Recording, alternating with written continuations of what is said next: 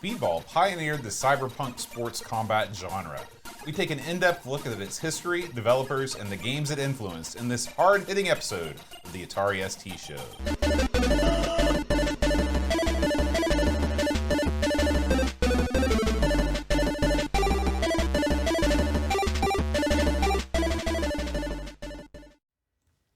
Hi everybody, welcome to the Atari ST Show. I'm John. And I'm Aaron. And today, Aaron, we're talking about Speedball. Oh yeah. Aaron, what's your favorite combat sports game? Combat sports game. Well, you're really throwing a lot of stuff out there. I mean, I like that we played the brutal sports stuff. Those are pretty good. Brutal sports football? I'd say my favorite would probably be Cyberball, the second one. Cyberball 2097 or whatever it was. Is that a baseball game? No, the Atari simulated robot football game where you can physically destroy the other players. That is a good game. Man, I played that in the arcade. It was a 2073, whatever it was.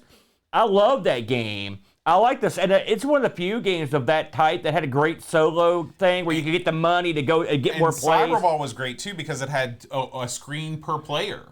It was split up, and you had one guy was over here and the other guy was over here. So they even had the big, ultra huge ones that had like four screens. I've played that. They used to have it at the mall, Huntington Mall at the gold mine, and we played the crap out of that game. It is gratifying to go in there and blow up somebody or whatever. I knew a guy at the mall who was so good at that game he could beat me without looking at the screen. Wow. He was off the charts good at it. You know, because he would pick the play and just know exactly what the feeling is to, a great game. So if I had to pick one, that one would be up there. What about you? Bill Lambier's Combat Basketball. Have you actually played that before? Yeah, it's horrible. Do you remember Bill Lambier? No. He was one of the biggest scumbags in all of basketball. Is that why they named it Combat Basketball? Here's what I liked about Bill Lambier. He played for the Detroit Pistons. They were a murderer's row killer, but he was the king dong of jerks in basketball. And what he would do, and he would do this all the time, it's like, let's say you're under the rim or whatever. He'd walk up to you, bam, elbow in the face. You go down, and then he would be like, they're picking on me. I did nothing. And when you saw that, he would lie. Oh, I didn't do it. And you'd see him dropping the big elbow. So he's like the Nate. He is the dirtiest player in the game. So when they gave him his own game, I will say, if you're going to pick a guy to be the dirty basketball game, that was the guy. He's one of the dirtiest players of all time. And that's back in the day in the NBA where they played rough. Oh, yeah. They weren't screwing around. They were killing each other. They were killing each other. The inside Rodman's another guy. He would go there and bust you. That's part of the game. Yeah. They've taken that aspect. It's not like that anymore. Even the old guys look at the new game and they don't like it because they took a lot of the body-on-body contact out of basketball. Yeah. Speaking of body-on-body contact, how come they've never made a good MMA game? They have. I disagree with that, actually. Some of the UFC games are quite good. But the UFC games require you to be a true fan. And what I mean by that is that they go into groundwork and stuff that require you to have some idea what you're doing. And then the problem is you get to these mini games to determine like if you're escaping the mount and stuff like that. And so you end up getting a lot of goofy results. For example, I made a guy, I'm going to the UFC, I can't remember, it was one of the 360 ones, and you're pounding a guy from the top, and all of a sudden he knocks you out from the bottom. Like, that never happens. Stuff like that. Like a random fist comes right, up. Just like one, I mean, it happens once in a million years, you'll see that happen. So you would get weird, unusual results in that game. But I thought they were fun, but that's a hard game to pull off. That's not what I want out of an MMA video game. I want to see sumo versus Muay Thai. I want the real mixed martial arts. You want like a fighting game, basically. With that's sort of like Street Fighter, right? You've got Thai boxers, sumos, you got Bruce Lee, you've got all different guys. So you basically just want to play Street Fighter. You're right. I want to play Street Fighter. But today, Aaron, we're playing Speedball.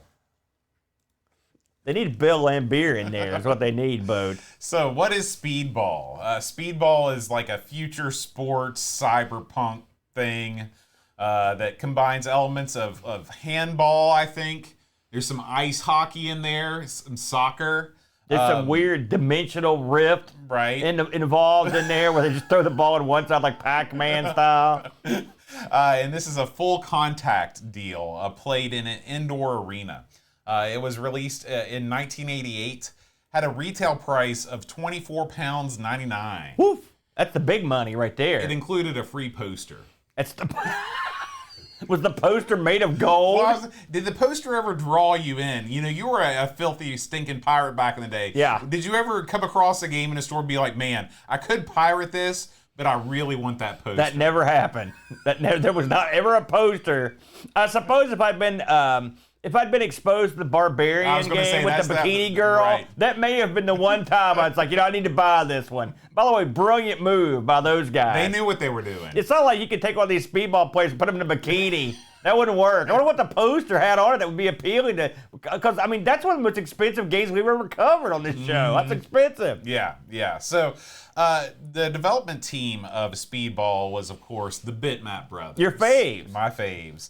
They were the first superstar game developers. They were everywhere. They were dressed in bomber jackets and sunglasses. They took pictures outside of helicopters. People thought they were really cool. And especially the people that still refer to them to this day as the Bitmaps. Yeah. Whenever somebody says that, I want to punch them directly in the face. Why do you hate these guys so much? They had so many good games. They had about 4 good games. Four and is they pretty produced good. about 40,000. Let me ask you, how many developers on the Amiga or the ST can you pick out that had 4 good quality games? Tons. Oh, you cannot. Tons. So the Bitmap Brothers were founded in 1987 by Steve Kelly, Mike Montgomery, and Eric Matthews. Not real brothers, liars. They're brothers in Bitmap. Xenon was the first game they developed, but Speedball was the second. Wow. Yeah. So they jumped out running. Those are both, well, Xenon's okay, but this is good. Of course, they did Gods, they did the Chaos Engine, tons and tons and tons of games.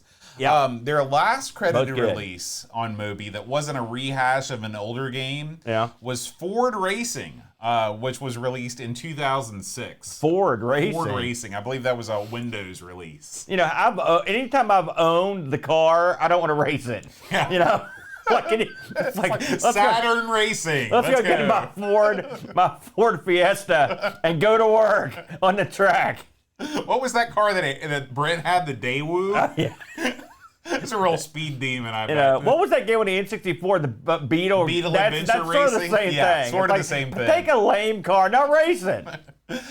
Music and sound effects were done by David Whitaker. Yes. Yeah. The master. And graphics were done by Mark Coleman, and Mark Coleman worked on tons and tons of Bitmap stuff too. So these guys they worked as a team. This was a team effort. Yeah. Speedball was published by ImageWorks. You know anything about ImageWorks? Yeah, they've published some other. I think they did Xenon 2 as one of theirs. I know they've done other publishing works, including the Bitmap stuff. They were a subsidiary of Mirrorsoft. And Mirrorsoft was born at that time in the late 80s when non-gaming corporations were all dipping their toe into getting game publishing. So remember how 20th Century Fox, they got in there and they were doing stuff for a while? Yeah. Virgin, all of that. Yeah, Mirrorsoft was the Mirror newspaper's daily software house. Beautiful. So the Mirror, just total tabloid, by the way. But they're a left-leaning tabloid. Yeah. So, it would be like if the National Enquirer was like, yeah, we're publishing games now. They're still around, Enquirer right? Games. Is the Mirror still around? Yeah, they're still around. That's what I thought. Yeah. National Enquirer, I don't think they're around. No, they're not around. I mean, I think they've got an internet site. We don't have any of the good stuff anymore. Weekly World News is gone. You know, FYI, as I recall, I remember Flack told me he tried to get a job at the Enquirer, as I recall. That they were not hiring. They were not hiring. I think he said there were only 2 people that made up the entirety of the corporation. Yeah, you've heard this tale. You know, it's funny. I dove into the manual of this game, and I was like, man, I can't wait to read the backstory. The lore, because I don't know the lore. Well, here's the thing about Speedball, Aaron. There is no written lore for Speedball. You open up the manual, it's directly in how to play. That's a bummer. It wasn't until Speedball 2 when they really went all in on the lore. And that's great. Yeah. See, I was surprised by that. I would think that they would develop some sort of backstory. I know that because of the lore in Speedball 2, this game is set in 2095. But other than that, I got nothing on the lore. No, we're coming up on that. We Won't are. be too long. We are. So, Aaron, your first impressions of Speedball. This is a weird one. Okay, first of all, explain to me, give me your take on how you'd explain what Speedball is. Speedball, it's a combative handball game. You did a good job. That takes place in this sort of like a pit metal court, you know, where you and your teammates go against an opposing team, and the only goal is to throw the ball into your opponent's big empty area. They've got a goalie, right? I'm not gonna call it a net. It just goes off the screen. It's like an air hockey table, right? It's, like it's exactly right. And there are obstacles along the way. These little bumpers that are in there to make the ball bounce around. There's also a tunnel that goes out one side and in the other side. But I mean, there's not a ton of crazy stuff like in Speedball 2 to get in your way. You could pick up the power-ups will appear occasionally, or cash that you could pick up to influence the game later on. But for the most part, your goal is to run the ball down and throw it in the opponent's goal. Now, being a one-button game, you would think to yourself, well, what can you do? Aside from throwing the ball, I actually did a good job, I think. I don't know if you're going to go down the road of the controls, but we can talk about it here. The button will throw the ball. The button will also, if you hold the button down, he'll throw the ball further. Well, you've got it basically like a lob and a like a sidearm. Correct. Basically. A sidearm, yeah, the Kit the Colby, right? And then you also, if you don't have the ball, but the ball is coming near you, you can hit the button. Your guy will jump, and the graphical effect that's quite nice. Yeah, you like actually see him get bigger and. Yeah, and the ball even looks different when it's in the air, which is cool. You can also, when another guy's got the ball, you can do the old slide murder where you try to, the tackle, the old cheap shot special. Yeah. And then when you're the goalie, you're actually controlling him, you can use the button to kind of like swat the ball away. Basically, I think that's pretty much the extent of the controls. Yeah.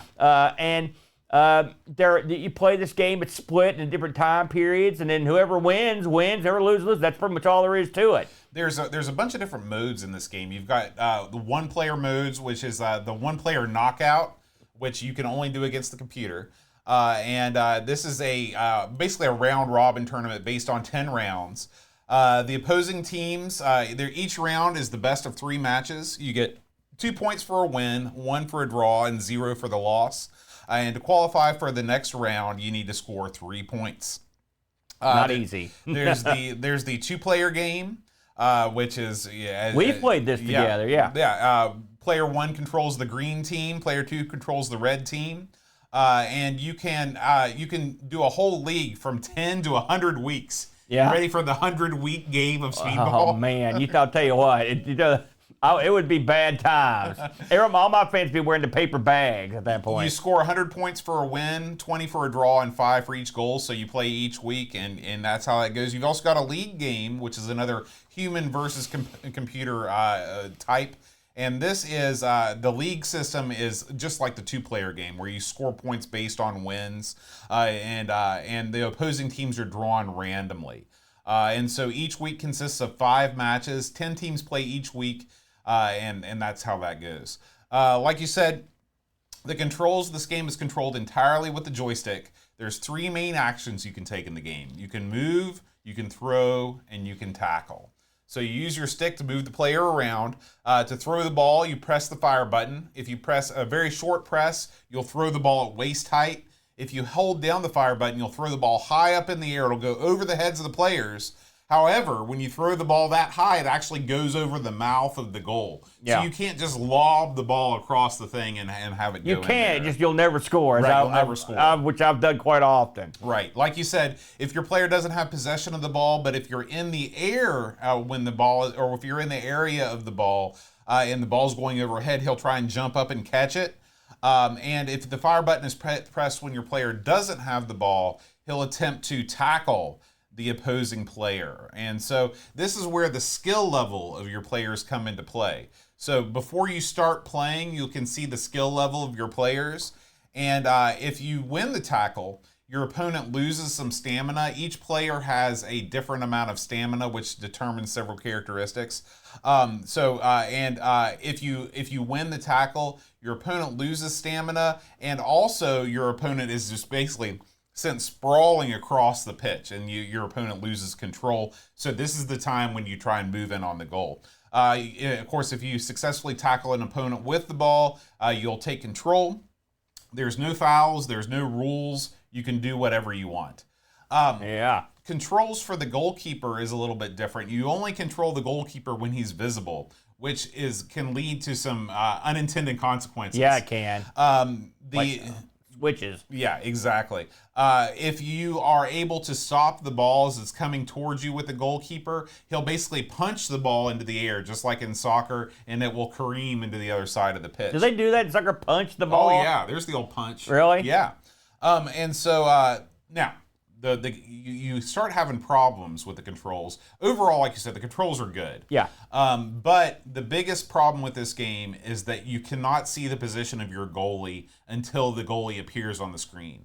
What I would have done is put a little arrow or a little indicator at the bottom of the screen and the top of the screen showing the position of each goalie relative to the slot. It would have been easy. Yeah. I wouldn't say that's the biggest problem control-wise, but I mean, it is a problem. It would help if you knew where your goalie was. Yeah. But it's hard to tell where any of your off-screen players are. And so this is one of those games that the whole screen scrolls that you're making passes are blind. And basically, you have to play the ball. It's hard to set up plays or anything. And the switching between players is kind of goofy, including the goalie. And so that could lead to problems as well. Yeah, and I mean everything goes into, where is the position of the ball? Like you said, you're playing the ball. Yeah. Everything goes into that. Let's talk a little bit about the pitch, Aaron. So the game takes place on this steel-walled, steel-floored pitch. Could you imagine the echo in a place like that? Yeah. It would be deafening. Can you imagine the pain? Oh, my gosh. Yeah. The pitch is 160 feet long by 90 feet wide. The walls are 30 feet high. So it's basically a big 30 feet high? Yeah, a big How would you steel watch box. this thing? You got to watch it from above. Everyone's in the cheap seats when you go to see Speedball. That's right. So when you there is of course you got your warp tunnel on the each side of the wall. And in the center of the pitch, there's a ball launcher. This is how they do the random start of each. Sort of like Cyberball had. Yeah. At the end of each goal, there's a thing that rises up out of the center. It rotates around like a cannon and will fire the ball off in a random direction. And there's also these black domes called bounce domes. And the ball is deflected off those. It's weird because the players can freely move over those domes, but whenever the ball hits them, the ball is deflected off. It's like bumpers in pinball. Yeah, it's a weird magnetic field. It would be cool if your guy bounced. That'd be kind of, just shoot up in the air. Aaron, the first time you played Speedball, way back, what were your... Now, did you play Speedball 1 before Speedball 2? I did not. Okay. I had already played Speedball 2. So when you fired up Speedball 1 for the first time, what did you notice? Well, Speedball, it's funny that because the games are obviously linked, being a sequel and all. Speedball is sort of a lot of people prefer Speedball because it's no glitz. It's all game, all right? And so they don't have a lot of the extraneous stuff that they put in Speedball 2 that appears on the pitch, as you said. On the flip side of it, I like the extraneous stuff. There's a lot more interesting things to do on the pitch in Speedball 2. You've got lights. You've got that little loop-to-loop you can do. There's a lot more going on in Speedball 2 than there is in this one. But this one is easier to understand and follow. Did I think I had better control or better strategists? No. You would think you would, but I never... This is a game that I've always had trouble doing well at. I'm better at Speedball 2 than I am at Speedball 1. But I think with some practice, maybe I'd get a little bit better. But this one, parts of it almost seem random to me. I just never could set... Unlike a game, let's say we're playing like NBA basketball game, a real one, right? I'm talking about sports that are in a similar vein. In that game... You've got plays. You know the positions of all the guys. Or soccer is another thing. You can sort of guess, okay, my guys should be around this area. In this game, to me, it just seems like you never know where they're at, and that makes it difficult for me. And also, I just always have trouble switching players. This isn't like in a lot of games, you kind of go to the guy nearest the ball. This game, you can be on one guy and run all the way across the field. It's weird to me. I never caught on with that. What did you think about it? Are you any better than I am? I like this game more than Speedball 2. Okay. And I'll tell you why. There are fewer players on the That's true. field. Yeah. There are too many, because the size of the field is the same on Speedball 2, except there's just a billion million things going on at once. Yeah. Okay, I've got no problems with the loop-de-loop and the things that you can hit the stars and all that stuff to get extra points. I like that part of the game, but the core part of the game in Speedball is passing and scoring. And when you have 9 players on the field, it's impossible to set up anything. Well, okay, it's impossible for me to set up anything that I want to do just because the ball is going to go to somebody that I don't expect because there's so many people on the field. Right, but my thing in Speedball 2, the guys are more. There are more guys, but they're at positions that I know where they're standing. Does that make any sense? Yeah. And then if you also, one of the big differences in this game is this game is simple. Speedball, you've got the ability to customize your whole team. There's a lot of stuff that goes on, like in between games, that makes it more interesting. Yeah, now you do have a choice of teams in this game, which is one thing that Speedball 2 doesn't give you. In Speedball 2, you have to play as right, but you get to customize your team however you want, the way they're armored and stuff. This game does give you a one of 3 choices, but and they're graphically the same as far as I can tell. Mm-hmm, they are. To be fair, this game also gives you some stuff you can do in between quarters or parts of the game. Right. Where if you've gathered we'll the money. We'll talk about that. So in this game, when you pick your 3 teams, which we were just talking about, let's talk about the attributes that your teams can have. You can have a strong team. So the stronger your team, the more stamina they take from your opponents when they tackle. As your stamina is depleted, your team gets slower. They can't throw the ball as far. But all of this stuff resets at the beginning of the game. And then, of course, you've got skill. And skill is the more skill you have, the higher your success rate in tackling. So I like the way that right off the bat, they give you 3 choices that are easy to understand. Yeah. Speedball 2, you get thrown into the upgrade screen right off the bat, and you don't know what to do. It's not subtle. I'll give you that. So now, you're right. The depth from Speedball 2, it's a much deeper game, but this game still, through the token system, they let you influence the game in interesting ways. So while you're playing, you'll get these spinning coins that appear on the pitch. These are tokens, okay? And there are 2 types of tokens. There's the save and collect type, which are rotating discs. These are saved and can be used at the end of each match during the interval to basically influence what's going on. So you can bribe the official, you can get extra stamina, you can bribe the timer to give you extra time. There's all kinds of extra things that you can do. And that's really where the fun of the game is deciding how you're going to spend these tokens to influence the match. So, at the end of the day, Aaron, what is your favorite thing about Speedball and what's your least favorite thing? They're the same. The simplicity against the sequel are the best and worst elements. This is a game, first of all, this is more, Speedball 1 is absolutely more fun with another person.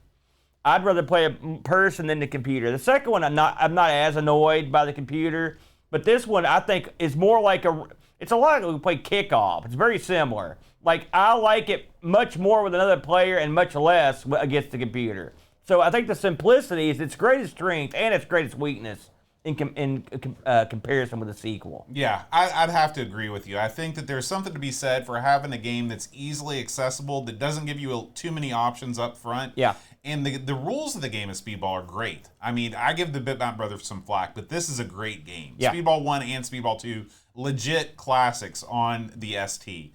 I just wish that they could have kept the same amount of players on the field but given you sort of like the loop-to-loop, all the on-field stuff, and giving you the customization.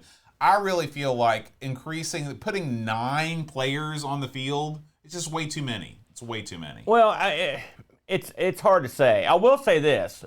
This is the perfect game to be Speedball 1, as dumb as that sounds. You're right. In Speedball 2, as I played that one first, you're dumped on the screen, you're like, what am I doing here? This game gives you, the simplicity means you're instantly in the action, and the action's so obvious that you don't even need the documentation. Mm-hmm. It works out well overall. Now, this game did get ported to tons of different places. You've got the DOS version, the Amiga version, the ST version, all came out in 1988.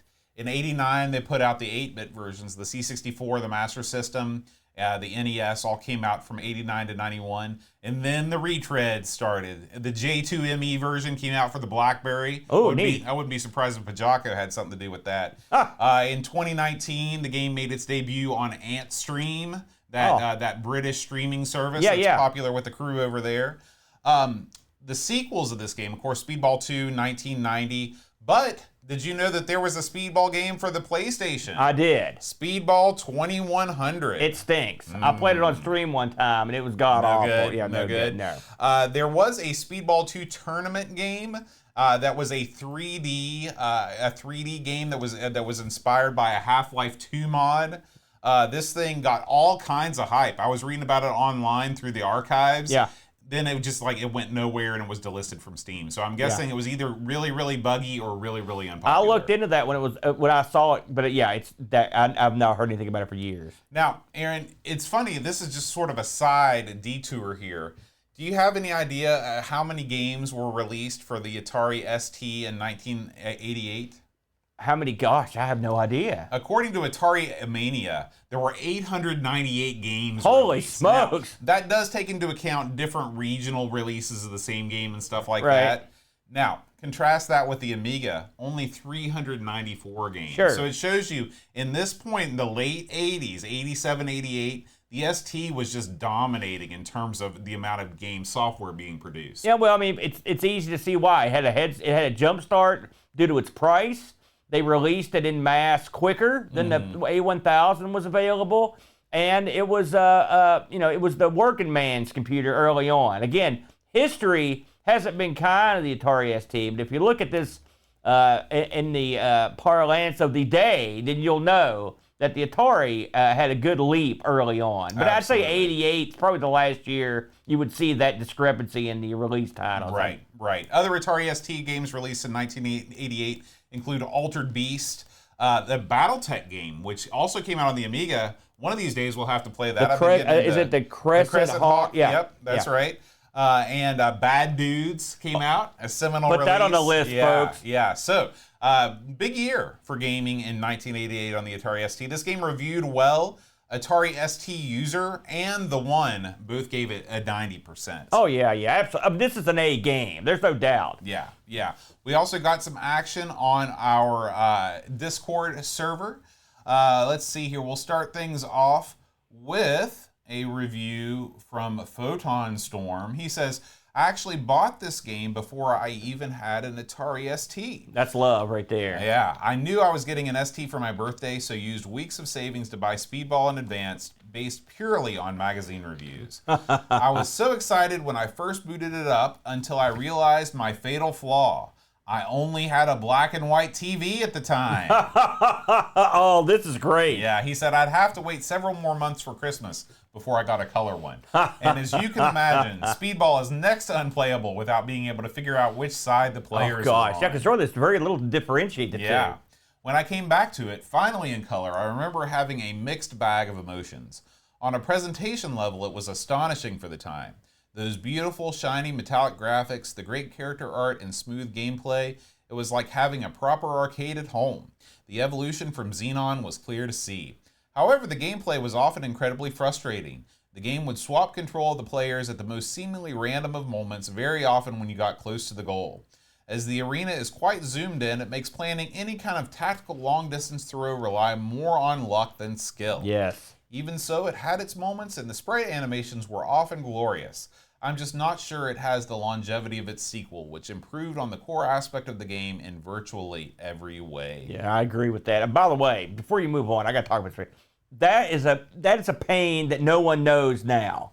But there was a time when I was a young man, a young fellow, that black and white TVs were still around in mass. Mm-hmm. And a lot of people, if you recall, the old 2600 had a special button on a switch to go from black and white to color because there were so many black and white TVs out there that they would have it color things differently. So that's neat. And if you think about computers, there are a lot of people that were starting off with monochrome monitors, Mm-hmm. right? And so because that's all they could afford, or what, or they had one sitting around that was compatible. That's a great. I really something you don't think about that much anymore, but I really enjoyed that. Absolutely.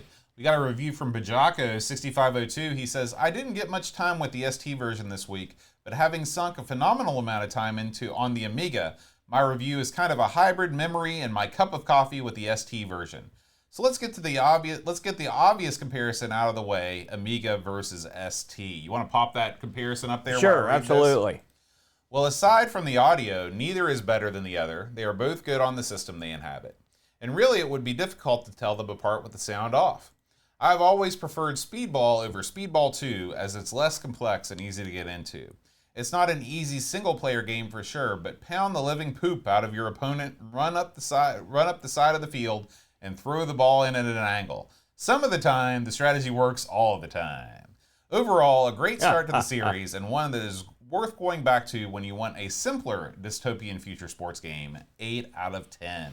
Yeah, I will say, since we're talking about it, having played this on both the Amiga and the Atari ST, played it 1,000,000 times on the Amiga. I found the Atari ST version totally, almost 100% the same. Mm-hmm. There may have been some audio differences in there, but I mean, this has music playing. It has a cool opening tune. I mean, there's not a whole lot of. I mean, you look at them side to side. If I shuffled the deck, you probably couldn't. Do you feel the same way on that? I feel the same way. Yeah. We got one more review from Salem. Okay, Salem says, I will never forget the first time that studded fist punched through my screen and the tune started to play. I was in for this game right then and there. The atmosphere is great.